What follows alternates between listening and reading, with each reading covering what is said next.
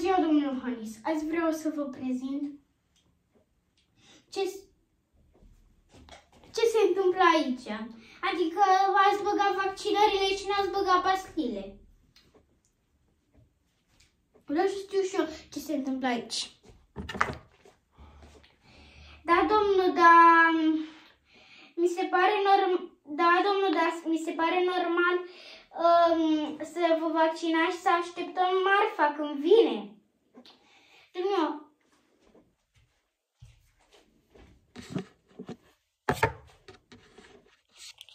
da, domnul Iohannis, vreau să vă explic și eu. Ce se întâmplă cu vaccinările astea? Nu înțeleg. Ori nu face vaccinul ăla, ori îl faci. Sunt niște lucruri imposibile.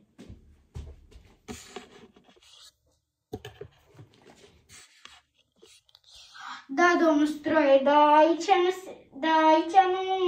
se fac, nu se fac impromighete. Nu se fac, adică și dacă nu te vaccinezi, nici nu poți să ieși pe stradă și să faci tu ce vrei. Sunt niște reguli și dacă nu ești vaccinat, mai e și o incluzie. Nu poți să ieși din casă și nici nu poți să circuli după ora 9.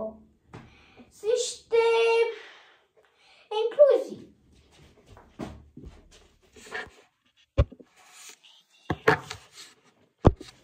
Da, domnul, nu mi se pare normal ce ziceți. Eu v-am zis părerea mea. Părerea mea e așa. Nu au voie să iese la orice, au voie să iese și la un pahar. Bine, la 2 pahare nu, dar la un pahar au voie să iese, la 2 pahare au voie să iese și nu mi se pare normal să ne vaccinăm așa fără pastile. Vă rog frumos. Totul este vaccinat, totul este în regulă, totul este frumos. Asta mi se pare. Asta mi se părea normal, să fie totul bine, să fie totul în regulă, să fie totul în binele nostru, în binele la toată România.